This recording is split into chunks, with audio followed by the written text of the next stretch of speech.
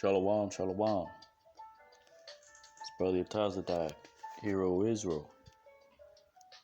This is Romans chapter 7 breakdown, giving honor and glory to Yahweh by Hashem Yahushua. Let's get right into it. Book of Romans chapter 7 and verse 1. And it reads, Know ye not, brethren, for I speak to them that know the law, how that the law hath dominion over a man as long as he liveth. So Paul here in this verse is speaking to those Jews who knew the law, and also they knew the oath that was in the law, which had binded the Israelites under the blessing for obedience, and also the curses for disobeying what the Most High commanded in the law. So let's go to that first precept. So this is why it says, For I speak to them that know the law, because he was speaking to these Jews that had knowledge of the Deuteronomy, Exodus, which contain the oath and also the blood covenant contract for the Israelites and the generations to come to keep the words contained in the law and to do them. So let's go to Book of Deuteronomy, chapter 27 and verse 9. And it reads,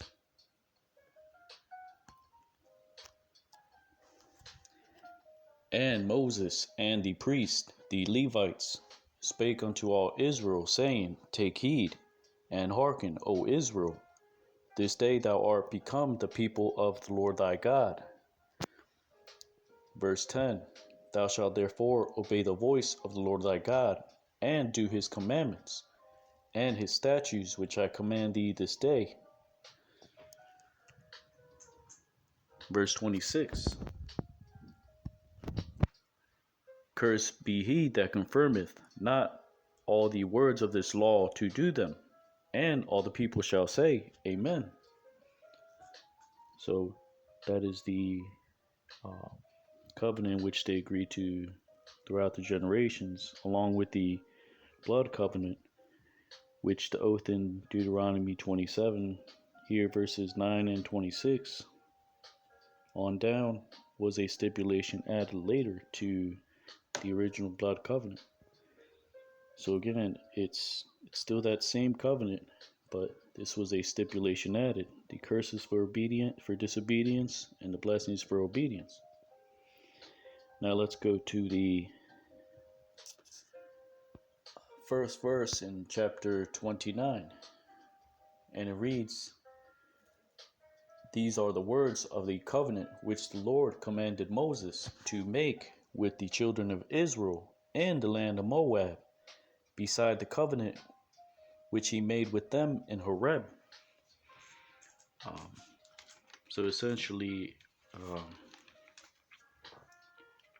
in Exodus, as you can see first, for this precept that I'm going to bring out in the book of Exodus chapter 24, starting with verse 7.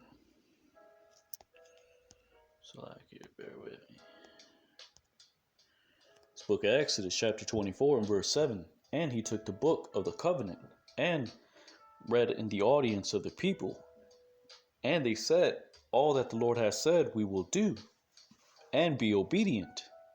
So this is Moses reading the book of the law to the Israelites in the wilderness, and them agreeing to execute the words that are written in that writing. Verse 8, And Moses took the blood and sprinkled it on the people, and said, Behold, the blood of the covenant which the Lord had made with you concerning all these words. So through the blood in this account, the Israelites, they binded themselves to keep the law throughout the generations. Also later, the the oath was added to that stipulation, with the consequence of there being blessings for obedience and curses for disobeying the Most High's commandments, laws, statutes, and commandments. So this is what Paul means, that the law have dominion over the man as long as he liveth, because we know that through the law was commanded and instituted for the Israelites to keep throughout the generations. So the dominion, is that binding oath that they made through the contract, which is the covenant. Also, we know Paul is using here the word dominion. So the Jews mainly, the Gentiles, who they were unlearned in the law.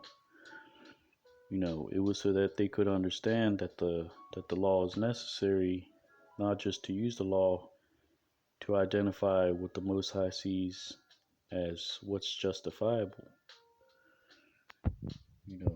So he taught many aspects of the law. So when he said that the law had dominion over man as long as he liveth, what he's establishing to these Gentiles is that the law is also necessary, and it's necessary to know what is commanded, but also the different aspects of the law,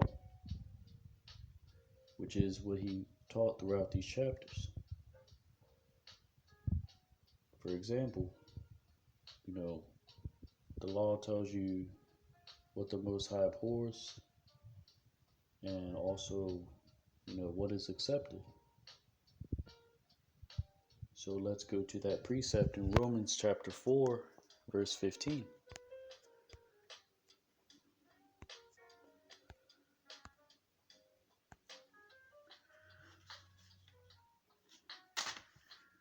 So the language here that Paul uses, the law having dominion, which it's a strong word for him to use, but he's using it for a reason.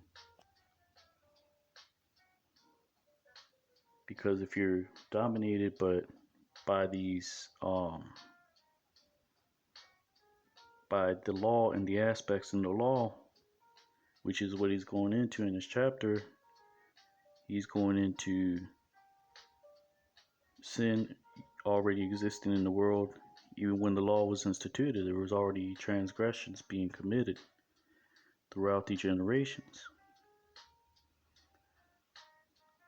So let's go to book of Romans chapter 4 and verse 15. And it reads, because the law worketh wrath, for where no law is, there's no transgression. So if you watch the previous videos, we know that through the transliteration, this says, because the law bringeth abhorrence, because the law tells you what to dislike or avoid. For example, covetousness. That's one of the main examples that Paul's using in this chapter. And also, what he's trying to establish is that where there's no law, there is no deviation from what is justifiable in the eyes of the Most High. So not only does the law tell you to avoid things like lust, which is covetousness, but it also tells you respecting your mother, your father, things of that sort, which is justifiable. And these are things that you must do and are justifiable because they don't teach you to go off. There's no deviation in these laws commanded. Whether it be something that you're commanded to dislike and avoid, or something that you're commanded to do, which is justifies you in the actions following those type of things.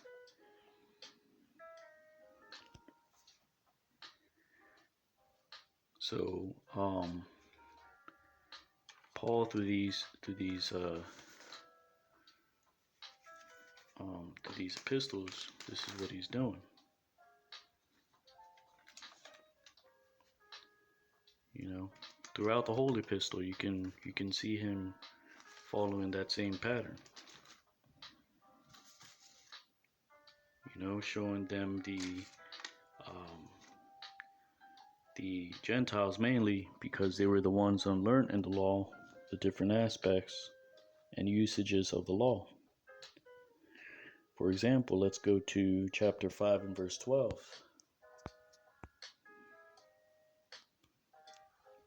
This book of Romans, chapter 5 and verse 12. Wherefore, as by one man sin entered into the world, and death by sin, so death passed upon all men, for that all have sinned. So here he's explaining that, you know, even up until the time that the law was instituted, Salakia, transgressions were already rampant upon the earth. Through Adam and Eve, throughout their generations, and using the similitude of Adam eating of that knowledge of good and evil. And that being manifested through the works that, you know, men throughout time have given themselves into. So one example is Cain and Abel.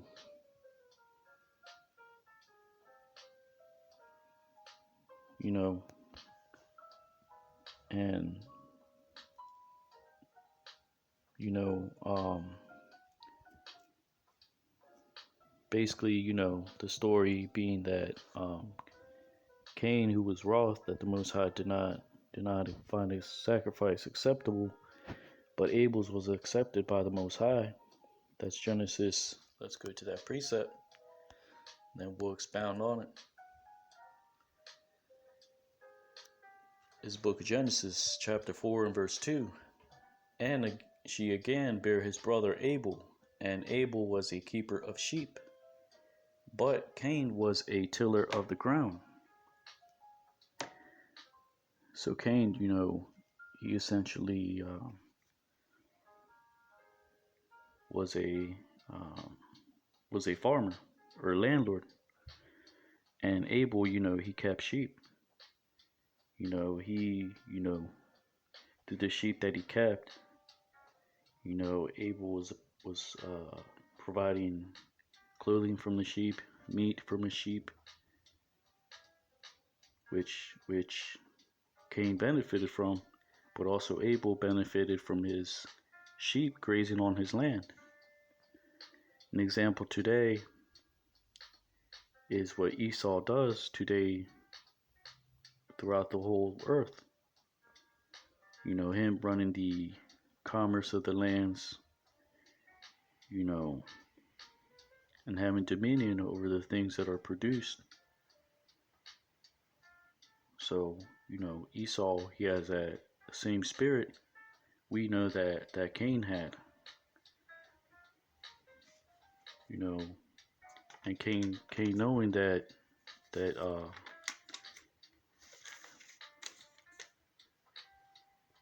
he was the one tilling the land, you know,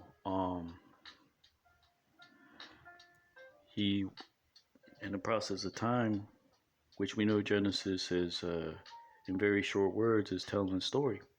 So in very short time, you know, him being too proud to ask Abel for some of his cattle to offer up sacrifice, knowing that the Most High accepted burnt sacrifice, which Abel knew that. How? Through the knowledge of good and evil that Adam had acquired and passed it down to his children.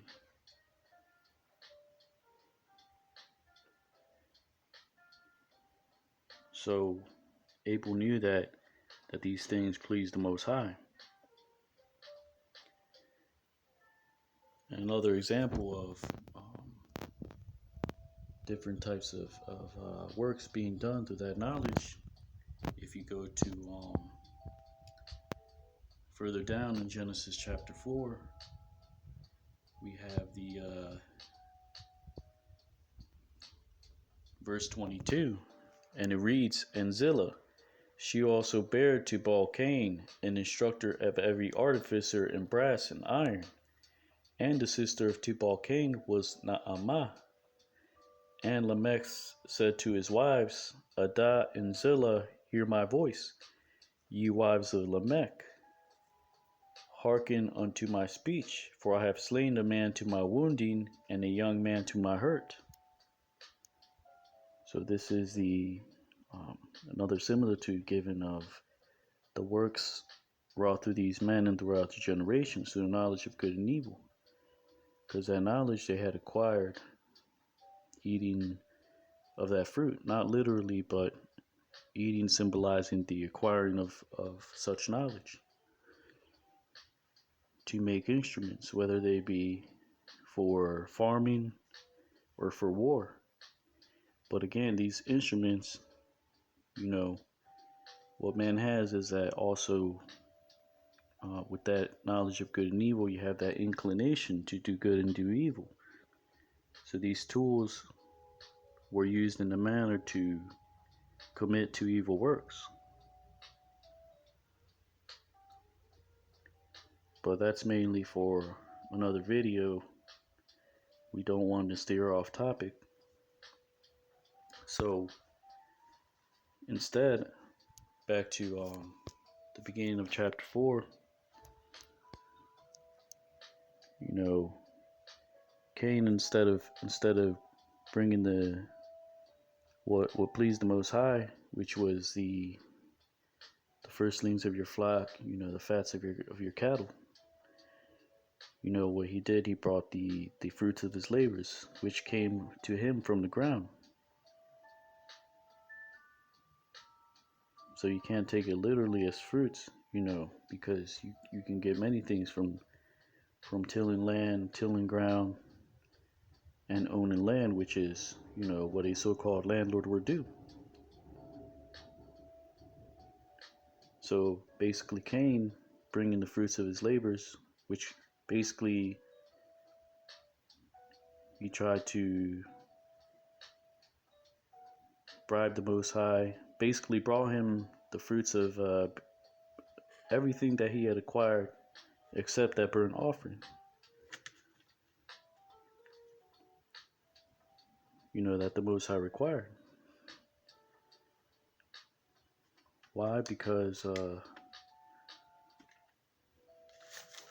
his pride. This is where you see the works and the inclinations of men through their works being wrought out first through their inner man, which is what Paul taught. The law of faith, and also executing it through your outward man. So this is where the beginning of these works of good and evil, of inclination, the beginning of sin. This is what Paul means, sin coming into the world. Because Cain, too prideful to ask Abel the part of his flocks, because he felt like, they also belonged to him, because his flocks grazed from the earth. So this is where that hate for your brother started coming in, that covetousness. That wanting ultimately, him by killing him, he spilled the blood, not just his blood, but the blood of his generations that he was supposed to have on the earth. And that's also a great sin. So these transgressions were slowly multiplying upon the earth.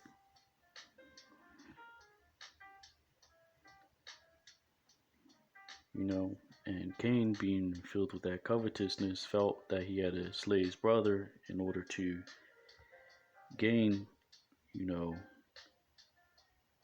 everything else that was on the earth.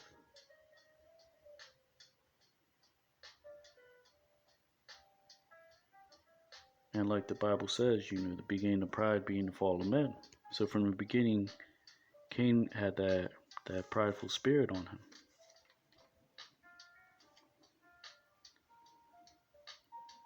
and he was being covetous. He filled with covetousness because him tilling the ground, he felt like he claimed everything that was on the ground. Abel was just tilling the sheep, taking the things that he needed.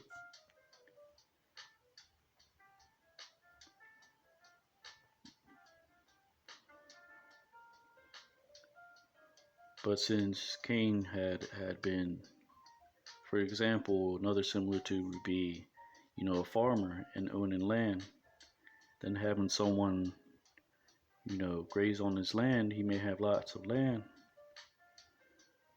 but someone comes with their cattle just to graze on the grass, and him thinking, well, since they're eating off my grass, then that belongs to me too, the cattle. So that's how these transgressions begin to enter into the earth.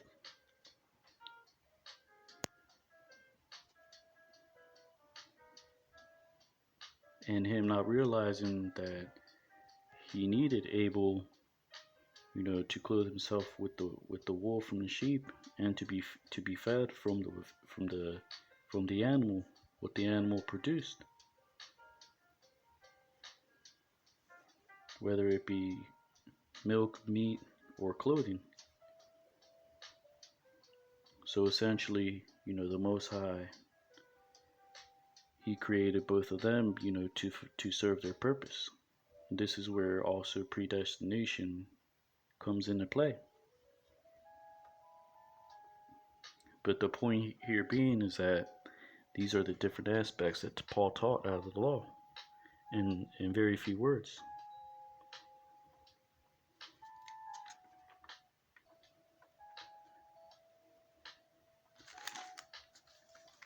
So again, the reason why he had killed Abel was that, that hatred for his brother. And these are how the evil works and good works are manifested. Because Abel, he knew what was right. Why? Because he had it in his spirit to do the things that were commanded, and to remain steadfast to the things that he acquired through the knowledge of good, and manifesting that through his works.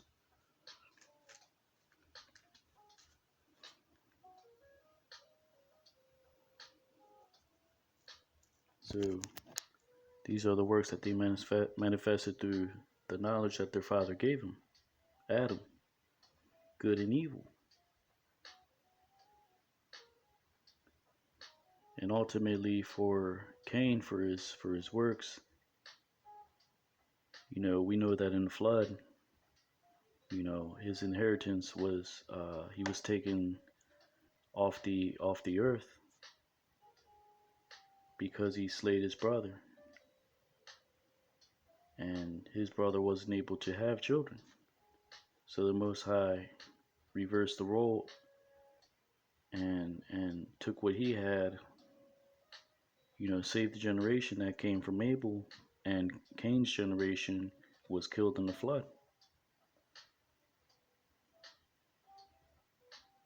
So he may have had many children by then, because the genealogy of Cain is not as detailed as Adam's generations on down from the generations of Seth, I believe.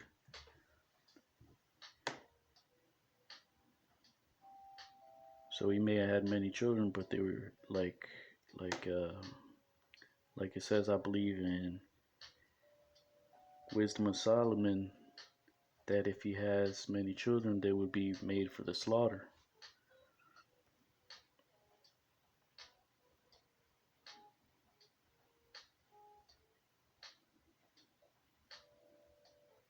And we know Esau has that same spirit today,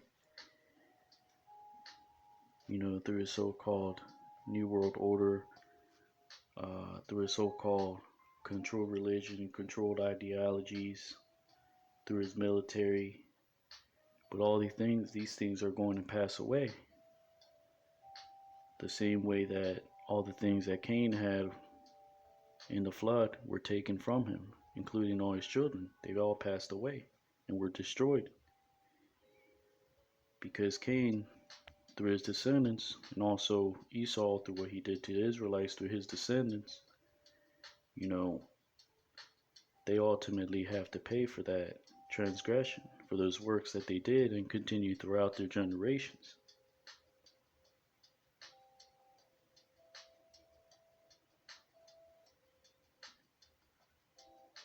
So this is why the Most High says he requires that which is past.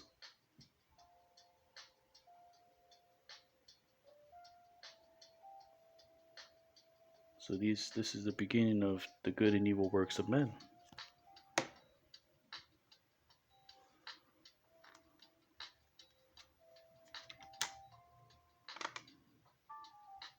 So let's move on to the next precept. It's Book of Romans, chapter 4 and verse 15.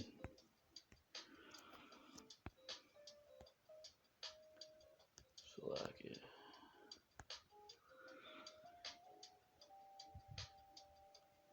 Or slack, y'all was gonna go to Romans 3 and 20. Therefore, by the deeds of the law, there shall no flesh be justified in his sight, for the law is the knowledge of sin. So this is another aspect. He taught of the law. He taught that the carnal works, no man will be justified by those carnal works alone, because after Abel wasn't able to offer the right sacrifice, the Most High told him, look, if you do well, should you not be upset if you're doing well?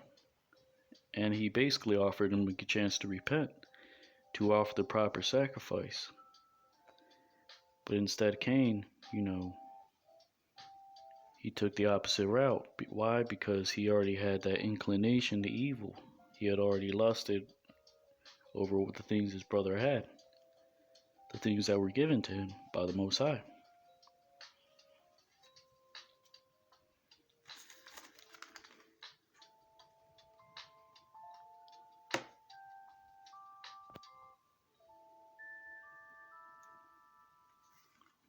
So, briefly going to the account, back to the account in Genesis chapter 4.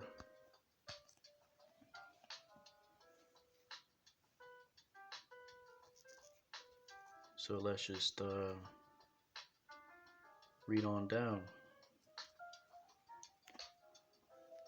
Book of Genesis chapter 4 and verse 3. And in process of time it came to pass that Cain brought the fruit of the ground in offering unto the Lord. And Abel also brought the firstlings of his flock, and of the fat thereof. And the Lord had respect unto Abel and his offering. So Cain brought the works of the ground, the things that he acquired from tilling the land. But Abel brought the things that were more pleasing to the Most High, the firstlings of his flock, the fat of his animals. And how do they know to do these things? Through knowledge of good and evil passed down to their father.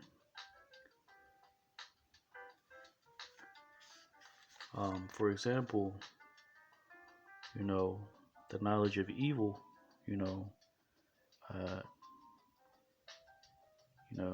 taught Abel to use weapons and use them for evil works, because he had to kill his brothers with something, whether it was a rock or he formed it into a sharp instrument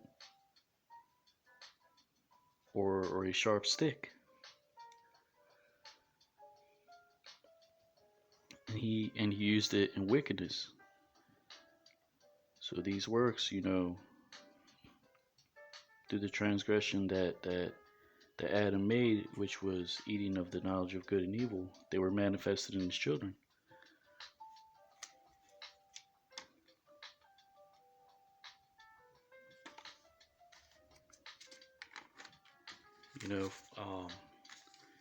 For example, Abel, through the good knowledge given to him by his father, were righteous. Why? Because he was inclined through the knowledge of good, and he knew what was acceptable in the eyes of the Most High, and showed his good work through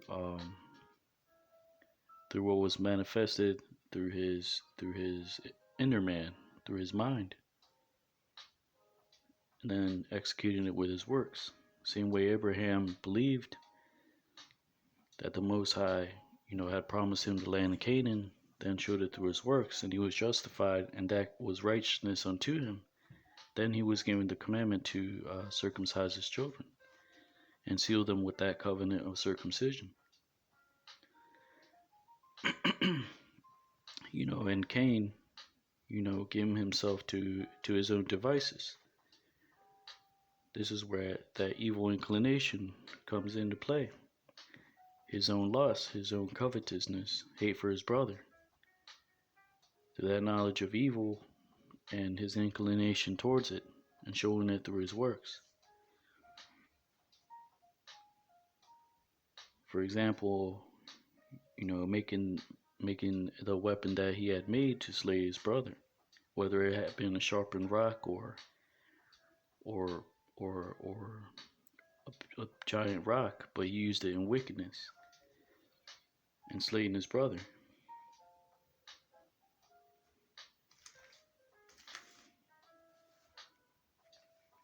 And these things he did through his own evil desire. So let's read on in the account, just to get a foundation on what this chapter is talking about.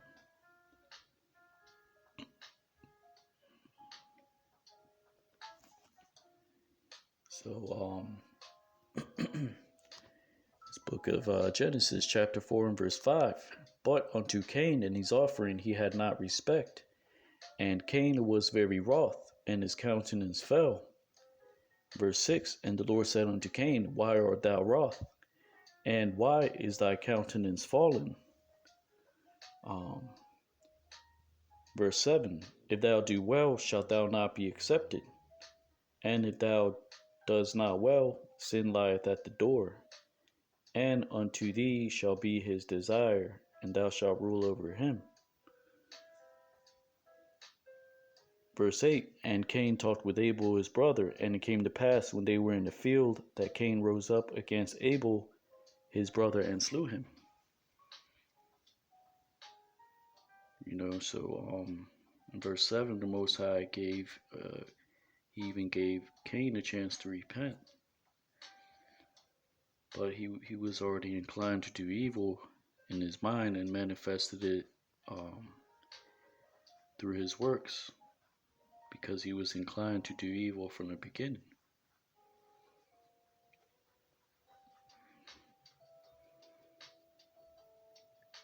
So this is why Paul taught the aspect in chapter 5 and verse 12.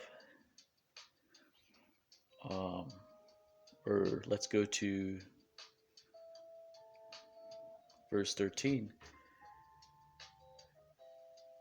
Or I'll start at 12. Romans 5 and 12. Wherefore, as by one man sin entered into the world. That sin being transgressing the commandment that the Most High gave Adam not to eat of that tree of knowledge of good and evil. And death by sin. So death was given throughout generations after them through sin, through that transgression that he committed. And so death passed upon all men, for that all have sinned. So this is talking about the generations following. So one of the accounts immediately after this in the scriptures is Cain and Abel. This is where Paul was pointing these Gentiles who were unlearned in the scriptures. Verse 13. For until the law, sin was in the world. So these transgressions, up until the time of the giving of the law in the wilderness, these transgressions were already multiplied on the earth. Another example being Genesis 6 and 4, when the Most High saw that men were given to their devices and wickedness increased, And he saw Noah, a righteous man among them, saying he will not always strive with men. So he was bent on destroying those through the flood, those wicked men who had given themselves to their own devices.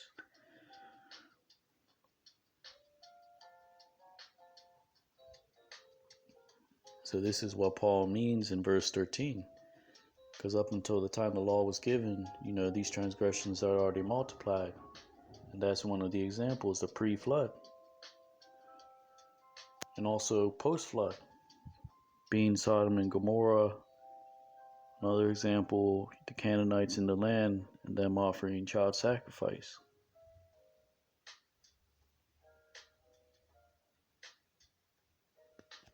So this is another aspect that Paul taught in his epistles. And he pointed these things to the law because they were contained in the law, examples, similitudes, and patterns of things to come.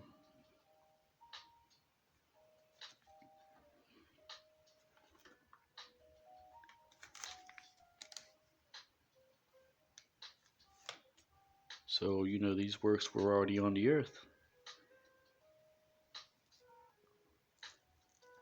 But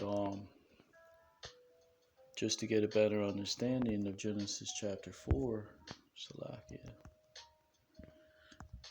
let's just go into the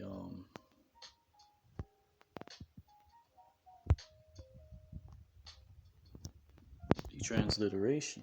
Let's see. This is Genesis chapter 4 and verse 7. Surely if you do right, there is uplift. But if you do not do right, sin couches at the door. Its urges toward you, that evil inclination. Yet you can be its master. So this is the Most High telling Cain in very few words he can overcome that evil inclination if he just commits himself to doing the works that the Most High saw as justifiable, which were righteous works. The righteous works being justification. What's justified in the eyes of the Most High, which was already given from the beginning through the knowledge that Adam acquired, that knowledge of good and evil. So this is a pattern of what the law does also. The law tells you the good works, like, respect to your mother and your father. And it also tells you the works that you are to avoid, like covetousness. So this is what Paul is going into in this chapter. And the Most High gave Cain, a chance to repent. But the Most High, he knows the hearts of men. He knew Cain would deal wickedly with his brother. But at the end, it ended up falling upon his own head because his generation was blotted out after the flood. And ultimately, those same spirits were put back on the earth post-flood through the children of Esau, which is still carries that evil inclination, the wicked works that come with these people.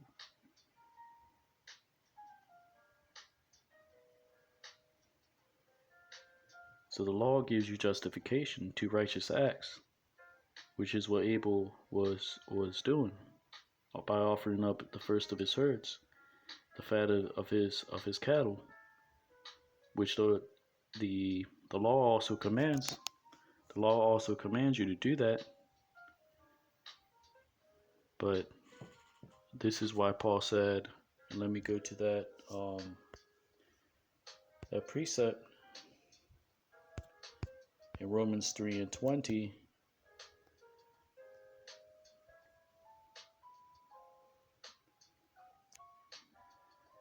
Therefore, by the deeds of the law shall no flesh be justified in his sight.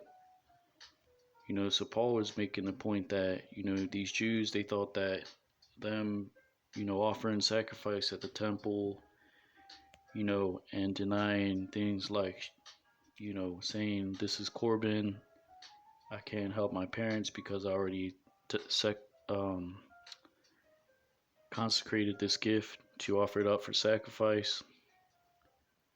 So these are the carnal works that Paul said, and him speaking to these Jews, that they weren't justified in doing. And the same example is given through the example of Cain and Abel.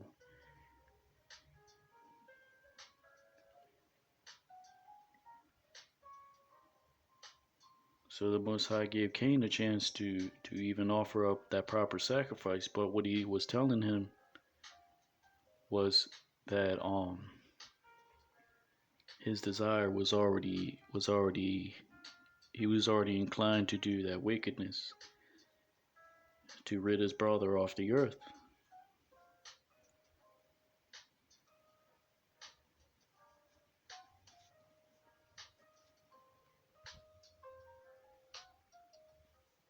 But I'll go over that later on.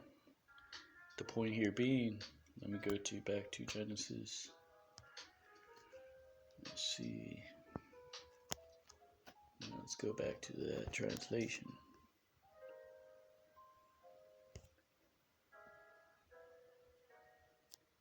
So the commentary for it says,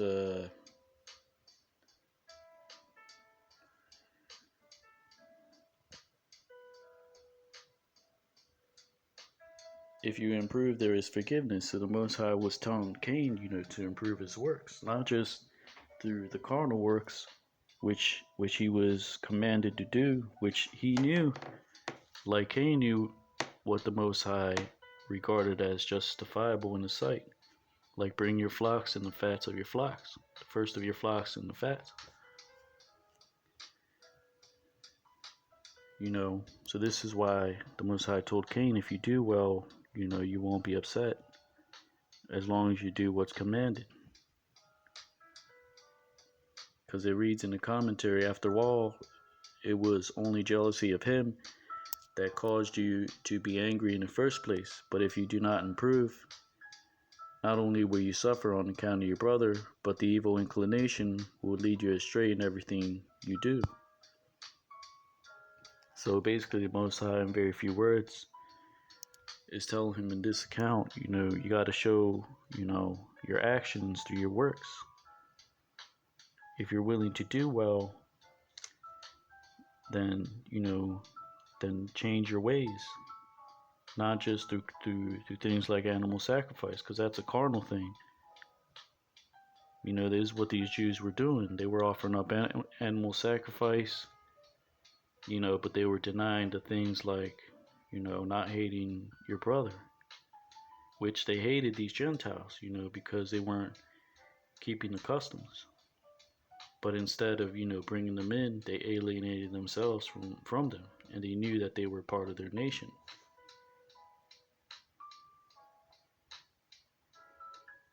So that was hypocrisy at its finest, and Cain was full of that same hypocrisy.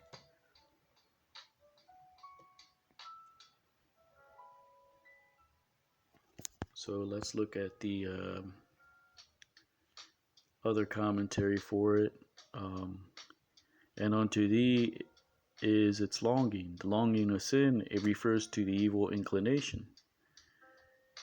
Things that incline you to do evil, like lust, anger, maliciousness, evil eye, So this is what these Jews had towards these Israelite foreigners. And this is what Paul was speaking about, I believe, in Romans chapter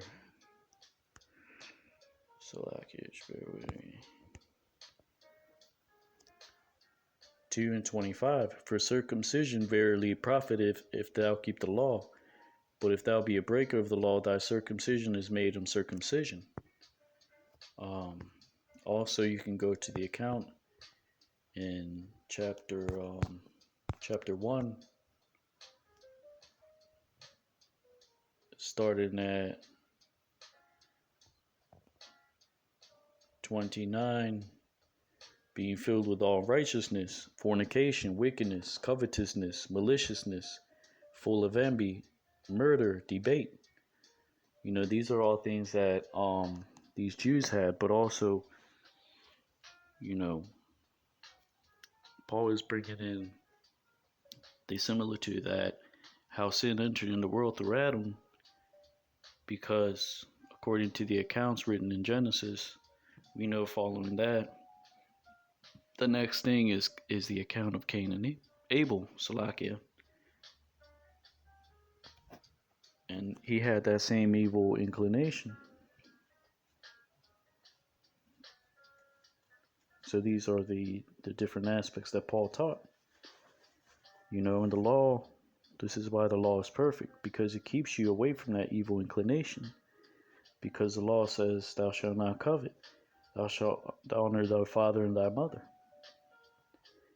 So it tells you what is justifiable and what is wicked and what to avoid, which is also righteousness is justifiable because you're doing these things and avoiding evil inclination and justifying through your works. Not just things like circumcising yourself, offering up animal sacrifice, which is what these Jews did. They thought that they were justifiable in carnal works. And this is why Paul says carnal works of the law.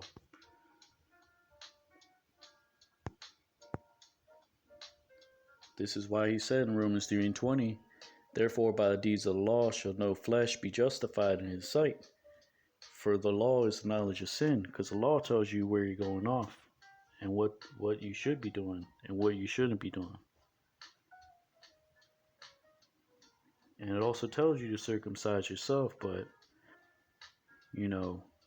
even nowadays, you can have fringes on and you'd still be wicked. So the carnal works isn't justification, but the works that Yahushua taught throughout his ministry and Paul taught, which is showing your works through your faith, through what's in your inside, and manifesting them, whether they be righteous or wicked.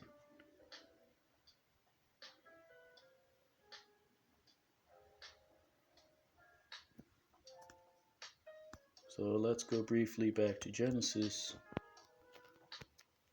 So Most High gave Cain a chance to repent,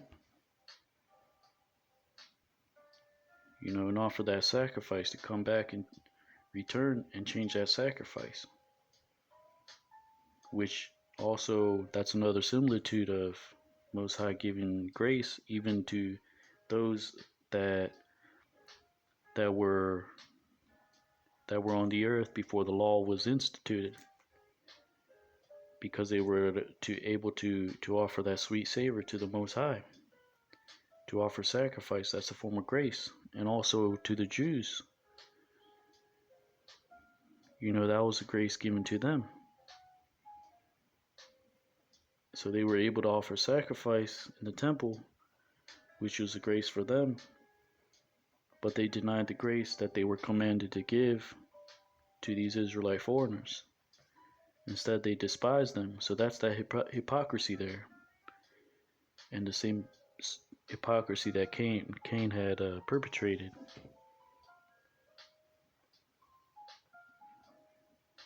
So the sacrifice isn't justification of God, like through the carnal works, like it says in Romans 3:20.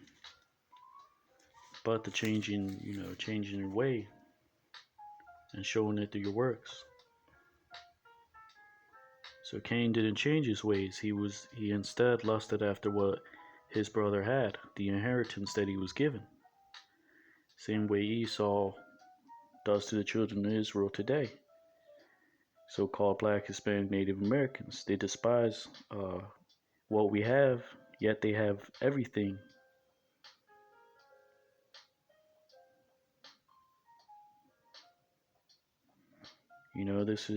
This is why, they have that wicked spirit of Cain. This is why it says 1 John, it speaks about Cain also. because it's speaking to the same people who were over them, which were the Greeks and the Romans, because they're the same people, the Edomites.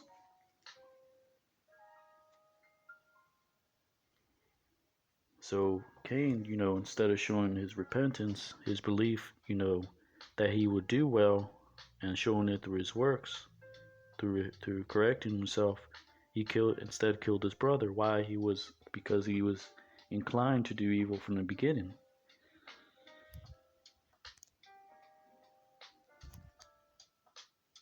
So intention, that plays a big part in all of this. And this is one of the things that Paul was teaching in the churches and then the epistles.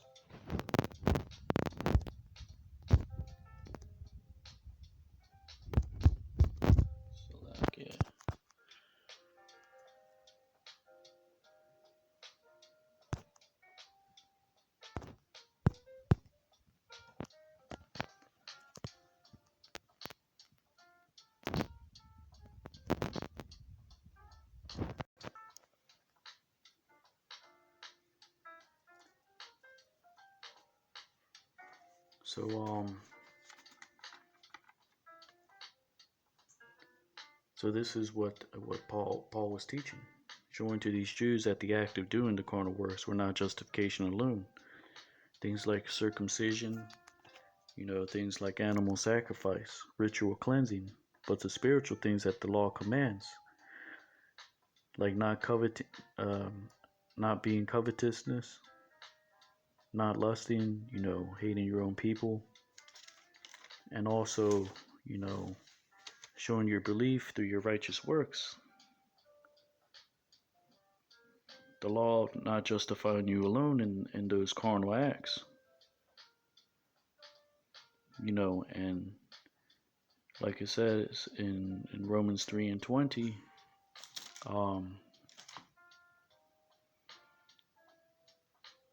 the law just is the knowledge of sin. It just tells you what sin is. So the law just outlines what is sin, like covetousness, which is wicked. But things like honoring your father and your mother, that's a righteous work, and also a commandment. And so is thou shalt not covet. That's a commandment. Slack it.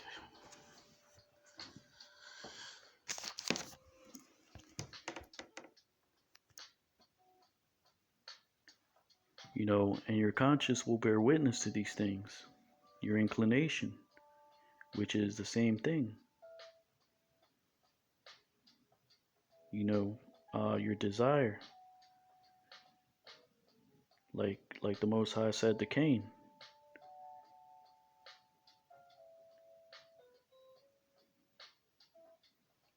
And also,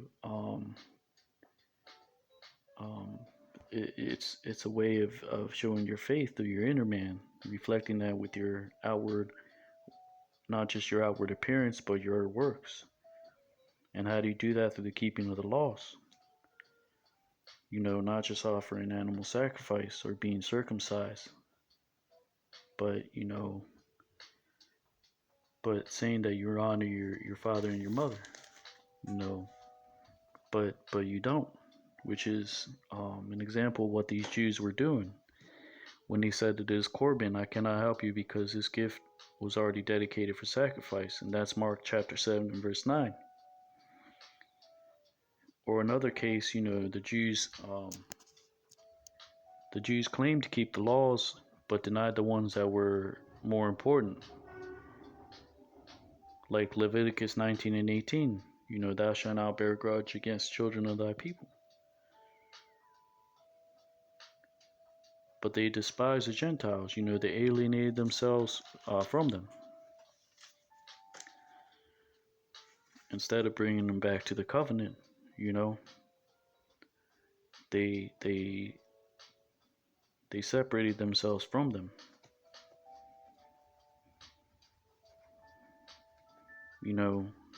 An example today is, this truth being manifested, and the Most High, knows the hearts of men.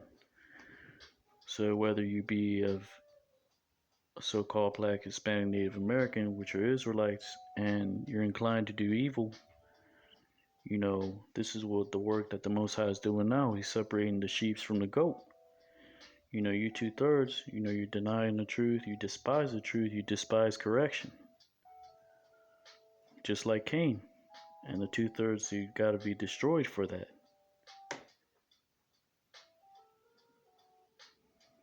If you're not already. So let me go to the next precept. This book of Matthew, chapter 18 and verse 11. And it reads, "For the Son of Man is come to save that which was lost." So this verse here is a testimony that Yahushua spoke against the Jews, who despise their Gentile counterparts. Because he's showing that not only he came to confirm the promises to the Jews, but also he's telling these Jews, look, not only did I come for you to die for your sins, but also, to bring back into the fold these Gentiles, these foreigners, back into the nation of Israel. So this book of Matthew, chapter 9 and verse 9. But these are the works that these Jews committed, they were being hypocrites. Book of Matthew, chapter 9, verse 9. And as Yahushua passed from thence, he saw a man named Matthew, sitting at the receipt of custom. And he saith unto him, Follow me. And he arose and followed him. Verse 10. And it came to pass, as Yahushua sat at meat in the house, behold, many publicans and sinners came and sat down with him and his disciples. And when the Pharisees saw it, they said unto his disciples, Why eateth your master with publicans and sinners? But when Yahushua heard that, he said unto them, They that behold need not a physician, but they that are sick. Verse 13, But go ye and learn what that meaneth, for I will have mercy and not sacrifice. For I am not come to call the righteous, but sinners to repentance. So this is why Yahushua, called these Pharisees out on their hypocrisy, because they knew good and well that the law and the prophets commanded all Israel to return, yet they neglected the true righteousness, which is the justification that the law commanded. Mercy, which the Jews didn't have, that mercy towards their Gentile counterparts. But at the same time, we go up to the temple, we offer animal sacrifice, which are the carnal works, in which there was no justification for their sins, which was also, animal sacrifice being a form of mercy given to them by the Most High. So they weren't justified by these works alone, although it is a commandment. It was a commandment for that time. But we knew that the temple would be destroyed in Jerusalem 70 AD, and this is why Yahushua became that living sacrifice. So we can be justified in the things that we weren't justified in certain aspects of the law, which is including animal sacrifice. But we're going up to Jerusalem 3 times a year for the feast days. So these are some of the things that Yahushua came for. And, these were the works that these men weren't justified in. And this is what Paul is teaching throughout his epistles.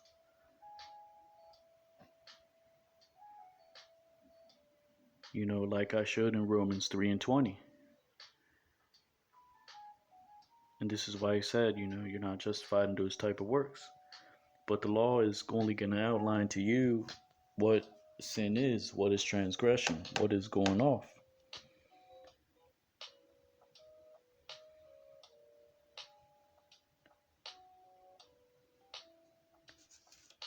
So this is what Paul is showing in Romans chapter 7 and verse 1.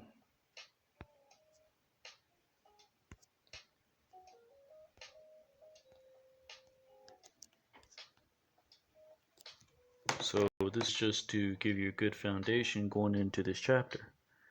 So verse 1, Paul showing these Israelites, which are Jews and Gentiles, because they're all from the same nation of people. They're bound by the law. He's showing them they're bound by the covenant of their ancestors, and even today.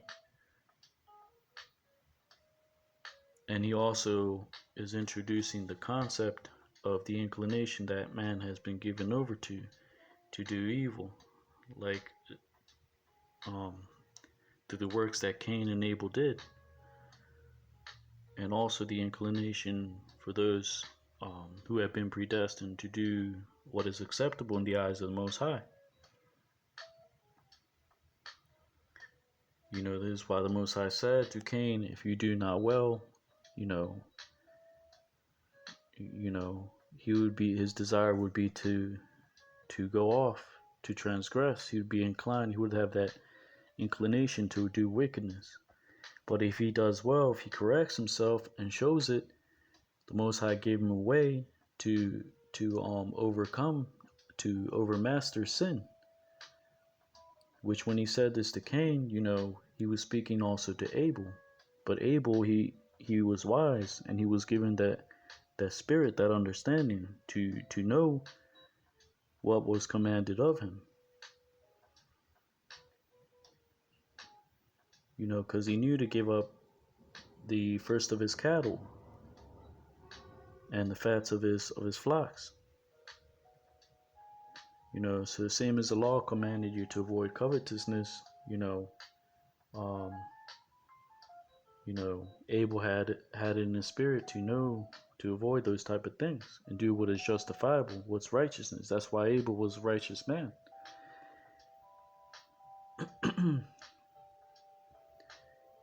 But Cain, on the other hand, he gave himself over to his lust, to his desire, to the evil inclination, and he let that rule over him, leading him to act on his covetousness and transgress and sin. So Paul here in Romans 7, going into this chapter, he introduces the evil inclination that men are given into, even after Yahweh Shai became that living sacrifice for sins.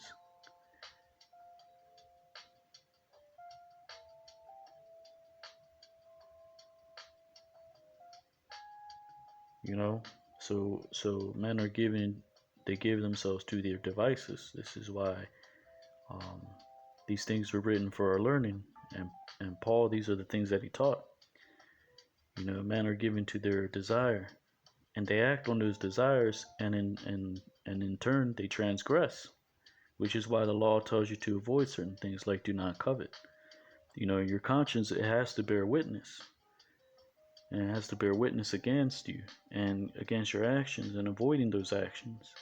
Your mind inclining you to avoid those things and do what is righteous, what's justifiable, which is what the law teaches. This is why the law is perfect. So now that we have that matter established, let's go to Romans, and we'll start at verse 1. This book of Romans, chapter 7 and verse 1. Know ye not, brethren, for I speak to them that know the law, how that the law hath dominion over a man as long as he liveth. Through what? Through the blood covenant, through the oath. And that being commanded throughout the generations of the Israelites. Verse 2. For the woman which hath an husband is bound by the law to her husband, so long as he liveth. But if the husband be dead, she is loosed from the law of the husband. Here in this verse, Paul, he's showing to the Jews and to the Gentiles in us today through the power of Spirit of Yahweh Bashim Yahushai. The similitude of a wife and her husband. The woman being,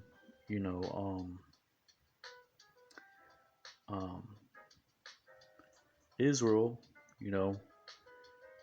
because us as a nation, we're depicted in the scriptures as a woman, and the husband, being Yahweh Shai.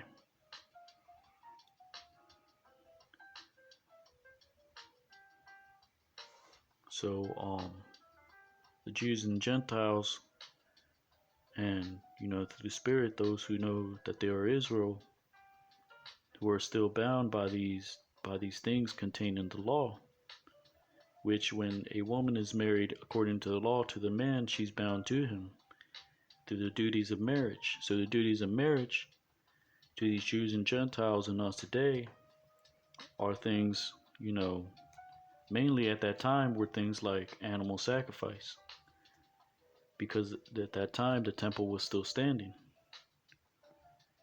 Before 7 AD, before the temple was destroyed, no longer having a temple to offer up sacrifice.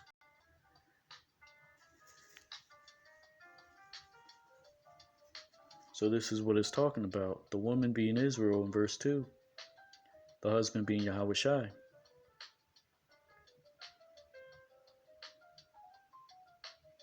Because also Yahweh Shai is the word. He is the law. So we're still bound by the duties of that. And also it's speaking about his ministry in the time that he walked on the earth.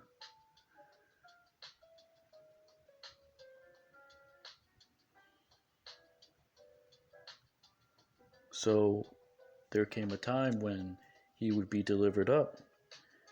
So this is what it's talking about. If the husband be dead,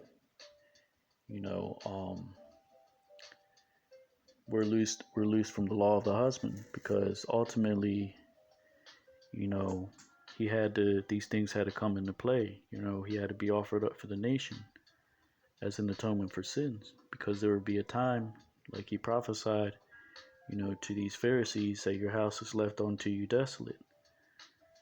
So the destruction was coming.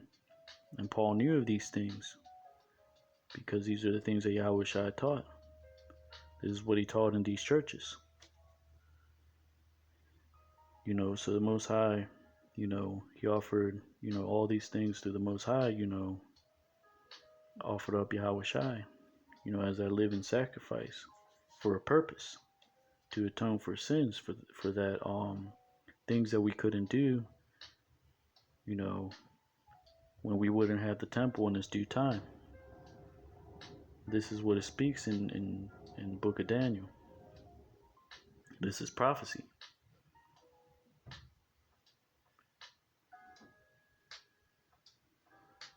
So when the Most High offered up Yahweh Shai, as a for atonements for sin, we were loosed from that law of animal sacrifice, because the time would come when we would be able to offer up sacrifice at the temple.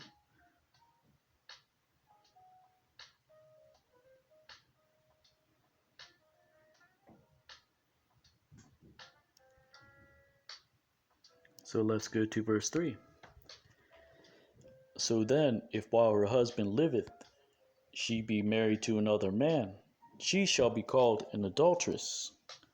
But if her husband be dead, she is free from that law, so that she is no adulteress, though she be married to another man. So verse 3 is saying, while Yahweh Shai was still alive, we would not stop offering animal sacrifice.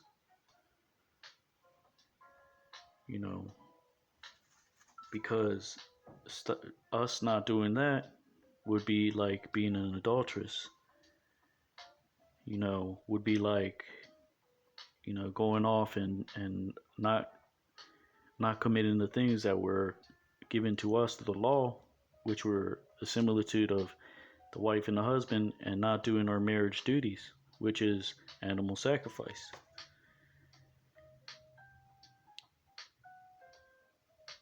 So we were still at the beginning of this verse. It's still saying, during Yahweh Shai's ministry, we were still bound by that law of keeping animal sacrifice in the temple. So the adulteress is a synonymous with a transgressor. So we were still obligated to do those things at the time. So in the latter verse, in verse 3, but if her husband be dead, she is free from that law. So when Yahweh came to fulfill this course, we were freed from that law of animal sacrifice. And things that we weren't able to accomplish, in times to come. Like coming up to for the feast days 3 times a year, which is also a commandment in the law.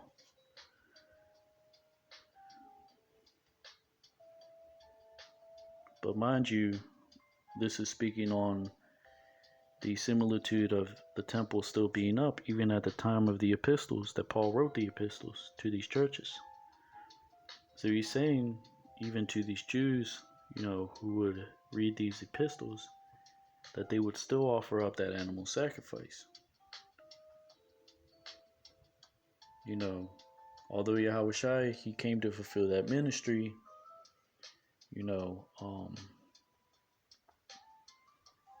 there would be a time when we wouldn't be able to offer up that animal sacrifice.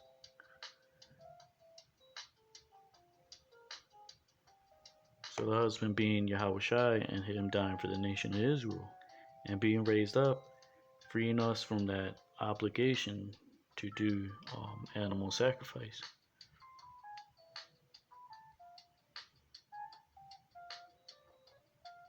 Which is a form of grace till the time of restoration, because there will be animal sacrifice in the kingdom. So the point in verse 4, is Yahweh Shai superseding the figure of animal sacrifice and things pertaining to the temple.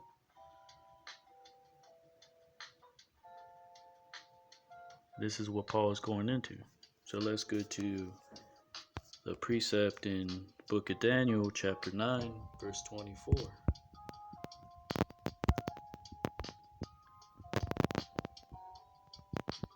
And it reads, 70 weeks are determined upon thy people and upon thy holy city, to finish the transgression, and to make an end of sins, and to make reconciliation for iniquity, and to bring in everlasting righteousness, and to seal up the vision and prophecy, and to anoint the most holy. So the purpose here being the atonement for things that would complete that we would complete in the physical temple through Yahweh Shai. Not only him dying for the atonement for sins, but also being justified in things that we couldn't do in the time to come.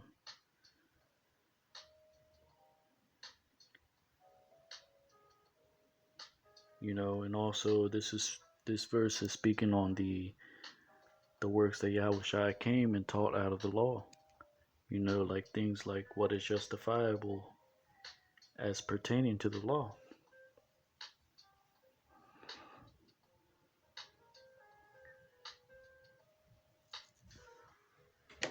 So let's go to the transliteration to get a better understanding of it. So, Book of Romans chapter 7 and verse 3. So while her husband is alive, she would be committing adultery if she married another man. But if her husband dies, she is free from that law and does not commit adultery when she remarries. So when Yahweh Shai came and fulfilled the course, we were freed from that law of animal sacrifice. And that wasn't considered a transgression even while the temple was still up, because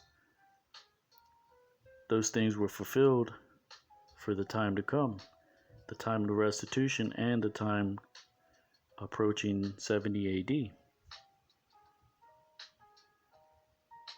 And this is what it was speaking about in Daniel chapter 9 and verse 24. So let's go into the New Living Translation. Daniel chapter 9 and 24. It reads, a period of 70 sets of 7 has been decreed for your people and your holy city to finish their rebellion, which was the Jews going contrary to the law, despising these Gentile counterparts, the ruling class, denying Yahushua, delivering him up, to put an end to their sin, to atone for their guilt. So things like animal sacrifice, being justified in the time after the destruction, to not being able to offer up that sacrifice of animals, and also not being able to place the burnt offerings every day on the temple, and the sweet incense, things of that sort, presenting to the feast days 3 times a year to Jerusalem, to bring in everlasting righteousness, which is the things that Yahushua taught, the proper usage of the law, and not justifying yourself through carnal works, like the Jews, in saying that it's Corban, and they had to deny their parents because they consecrated a gift to the temple. So Yahushua, he taught the correct way and the correct measures of the law to confirm the prophetic vision, the destruction coming to Jerusalem, things of that sort, and to anoint the most holy place. And the key part of this verse is what Yahushua came to do. He came to anoint the temple, the spiritual temple,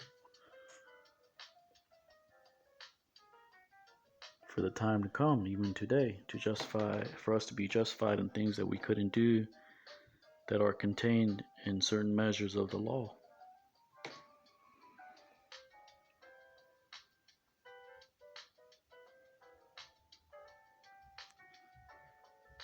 So like I stated earlier,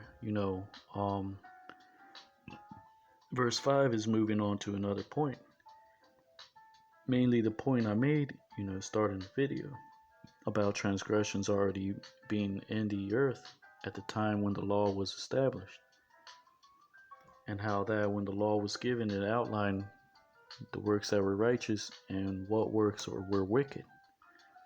And how by avoiding these wicked works, like not coveting, that being justification or the righteousness of the law, and keeping things like those type of things that were contained in the law. For example, when you hate and avoid the evil and like the good, which the law teaches you to do these things. For example, you love the good by honoring your father and your mother, and you hate the evil by avoiding covetousness, lust, idolatry, the evil eye, which both things are commandments. Thou shalt not covet, honoring thy father and thy mother. But they command you to,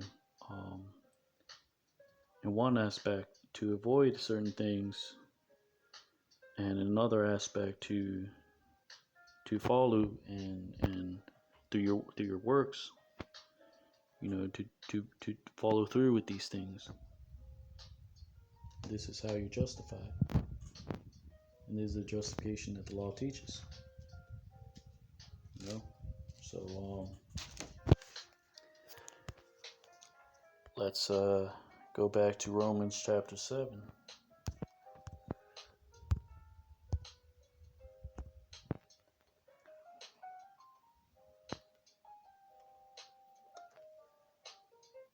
This book of Romans chapter 7 and verse 4. Wherefore, my brethren, you are also become dead to the law by the body of Hamashiach, that ye should be married to another, even to him who is raised from the dead, that we should bring forth fruit unto God. So being dead by law, meaning being dead to the aspects of the law, the carnal aspects. Again, things like animal sacrifice, things like, you know, offering up, burnt offerings, works that we're not able to do and that we're justified through Yahweh Shai.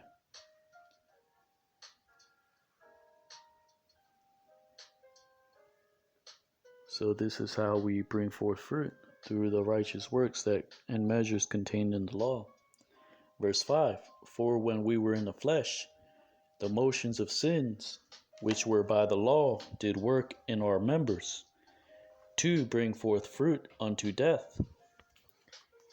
Because Paul's using an example of the works that these Jews committed in the flesh.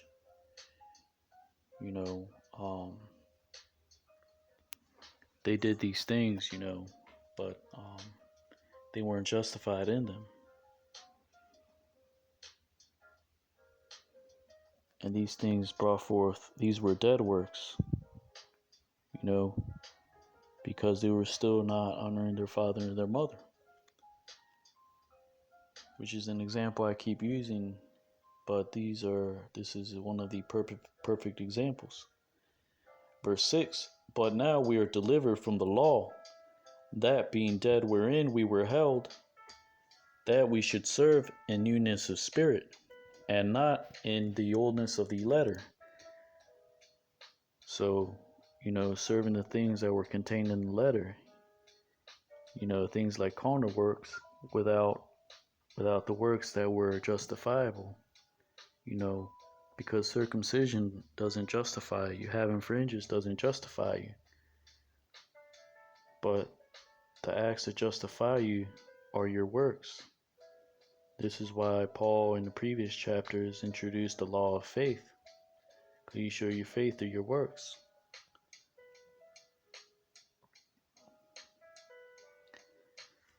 So let me just get a precept right here.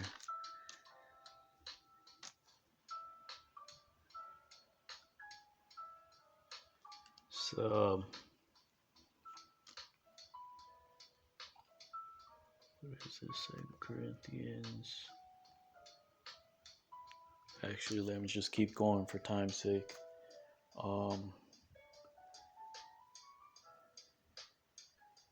So yeah, so Paul is using the similitude of, carnal works, things that have no profit in them, like following the letter of the law to a T. You're not justified in that,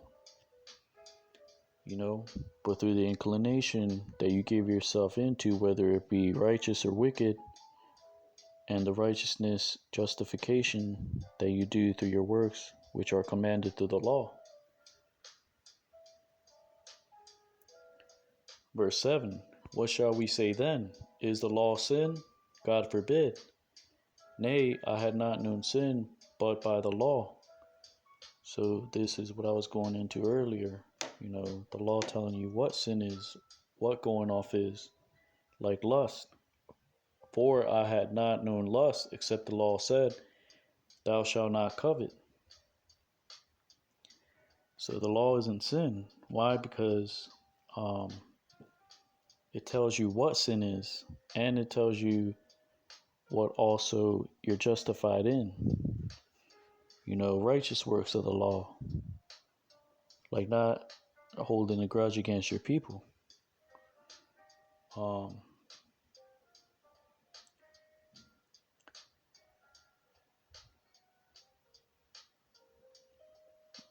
So it reads, for I had not known lust, except the law said, thou shalt not covet.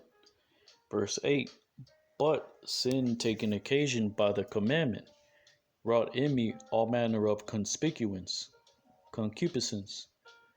For without the law, sin was dead. you know, so this is talking about what was already um, in the world before the law came into play, telling you what is transgression, what is justifiable, and what to avoid. You know, because this was already on the earth when the law was instituted. This is why it says in verse 9, for I was alive without the law once, but when the commandment came, sin revived and I died. So we know Paul wasn't alive without the law because he grew up, you know, a son of a Pharisee. You know, so he knew these things, you know, he knew these things from a very young age. But what it's speaking about is these works already being in the world, you know, and being alive, living without the knowledge of the things that the law tells you to avoid and the things that you need to do, which are commanded and are justifiable because the law is perfect. But when the commandment came, sin revived and I died.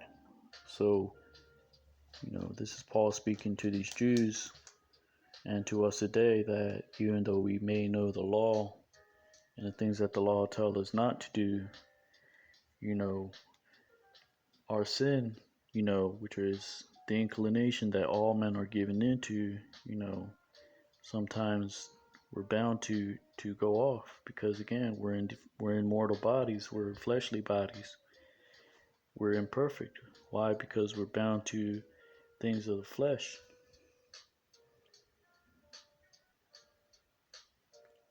Verse 10, and the commandment which was ordained to life I found to be unto death. You know, so the commandments that were given, you know, we know the commandments, but at times, you know, even we go off. But this is why we're justified through that grace. But we're not to abuse that grace through Yahushua or Mashiach. Verse 11, for sin taken occasion by the commandment deceived me, and by it slew me. Wherefore the law is holy, and the commandment is holy and just and good. You know, so this is the other aspect that Paul was teaching, that the law teaches you what is good too. Not just what covetousness is, not just what to avoid. So he's touching on two different aspects. And he started off the chapter, you know, explaining to these Jews and Gentiles, you know, about the law being the law of offering animal sacrifice, how they're both justified through Yahushua, and how that transition at that time was being carried out. So up till verse 4, you know, this was mainly speaking to them because there was a time when they wouldn't be able to offer up animal sacrifice. But he was telling them these things in very few words.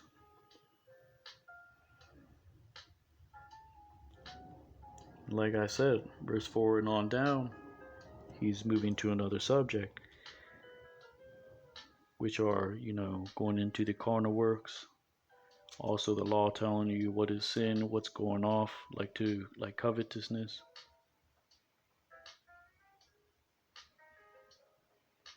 And how the law is profitable too.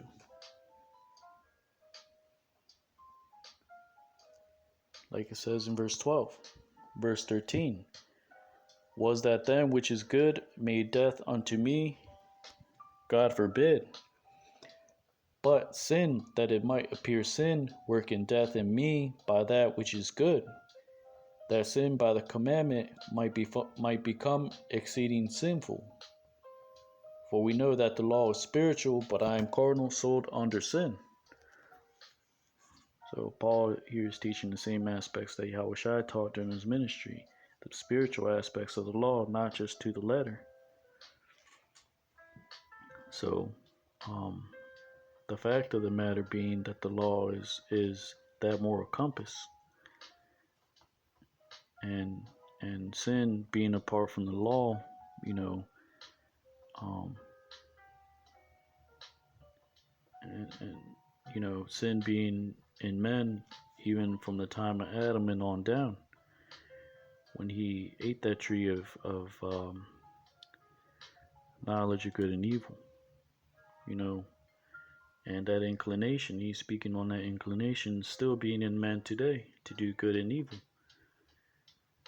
So the law is sort of like a guide, you know, it guides you to not covet, you know.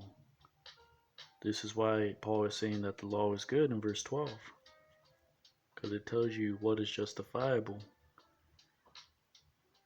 you know, the law of God being good in the sense of spiritually according to what moral law is, you know, and the flesh being, you know, um,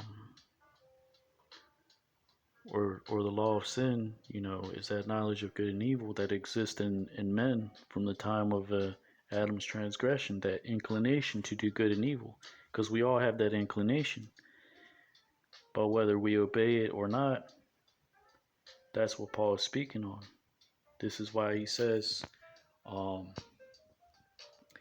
in verse 15, for that which I do, I allow not. For what I would, that do I not, but what I hate, that do I. Which is what the law commands, to hate certain things, to abhor certain acts. And your conscience has to bear witness to that, where you do those things or avoid them. Verse 16, if then I do that which I would not, I consent unto the law that it is good. So you consent to good things contained in the law, the good measures. Now then, it is no more that I do it, but sin that dwelleth in me. You know, that inclination that has existed and exists in all men, good and evil. This is why Paul said in chapter 6, verse 16, know ye not that to whom ye yield yourselves servants to obey, his servants ye are to whom ye obey, whether of sin unto death or of obedience unto righteousness. So Paul is not teaching a new thing, neither is he teaching things out of his own belly. He's actually teaching the principles contained in the Torah. And he speaks of that same inclination of that was manifested in the spirits of the men of Cain and Abel. So let's go back to here, verse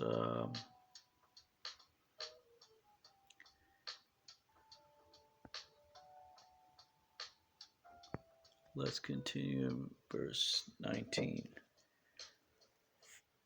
Book of Romans chapter 7 and verse 19. For the good that I would I do not, but the evil which I would not, that I do.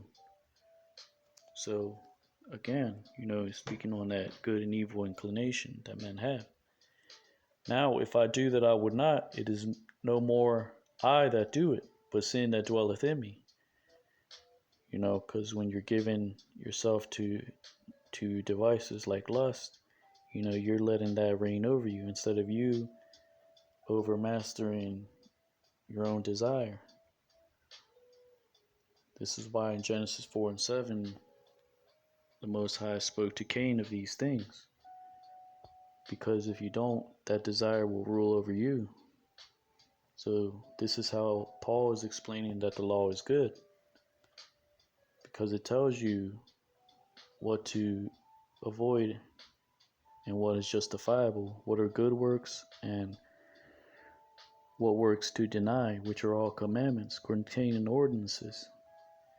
This is why it says in Romans 3 and 20, you know, the law brings abhorrence. The law brings you to dislike certain things. And where there no law is, there is no deviation.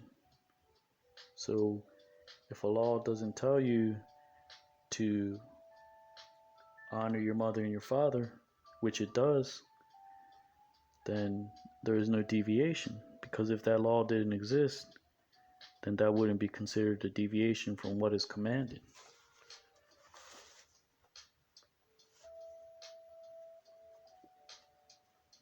So, let's continue in verse 22. For I delight in the law of God after the inward man. So again, all these things go together and go in order. You know, your inward man manifesting it through your works. And how the law is profitable. This is what Paul's teaching his Gentiles and us today. This is why you have to study. So you know what is acceptable, what you're justified in, what is righteous, and what inclines you to wickedness, which the law also tells you, thou shalt not covet. So you abhor those things. That's that compass that the law gives. That's why the law is perfect. Verse 23, but I see another law in my members, warring against the law of my mind, and bringing me into captivity to the law of sin, which is in my members, which is the flesh. These are our consciousness. Sometimes we're given to our wicked thoughts. But this is why we delight in the law. This is why we abhor, certain things like lust, idolatry, because we know if we dislike these things, we'll avoid them, starting with our conscience. So that's very important. Verse 24, O wretched man that I am, who shall deliver me from the body of this death? Because all these things in the flesh, all these things in mainly here in Esau society, they perpetrate, death, through our senses, through the senses of the body. This is what Paul's speaking about, the senses that we have, whether it be envy, lust, vanity. So if you know that the things contained in the law teach you to avoid those things and to do, practices that are justifiable, that are righteous in the eyes of the Most High. Like not worshiping the stars, not giving yourself to philosophy, to idols. All things that the law teach, which are righteous in the eyes of the Most High. Verse 25, I thank God through Yahushua Mashiach, our Lord. So then, with the mind, I myself serve the law of God. So he's talking about the law of Moses, which is the law of God. It's written with the finger of God. The law is perfect.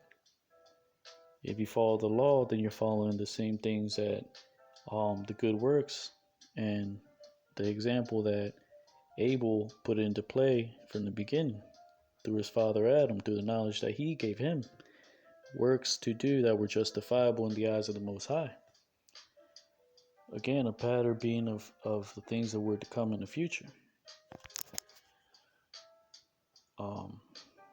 But with the flesh, the law of sin, the law of sin and things of the flesh being the things that we have in our members, our senses, that sometimes, we're given into, because we're not perfect. These are mortal bodies. We're mortal men. And we're subject to mortal things.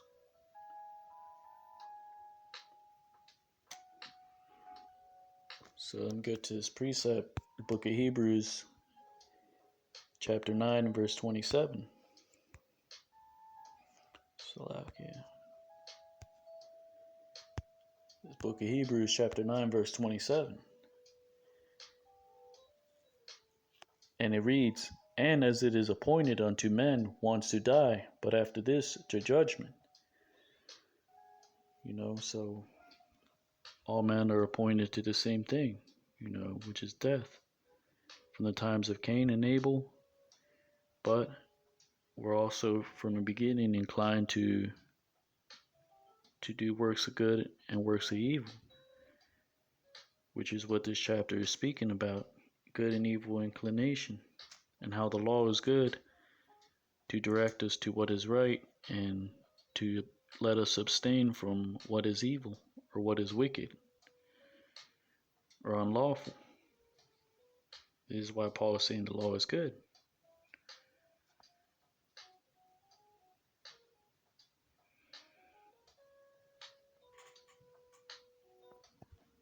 So this is Romans chapter 7 breakdown. Hear, O Israel. Again, giving all honor and glory to Yahweh Ba'ashem Yahushai. And say Shalom.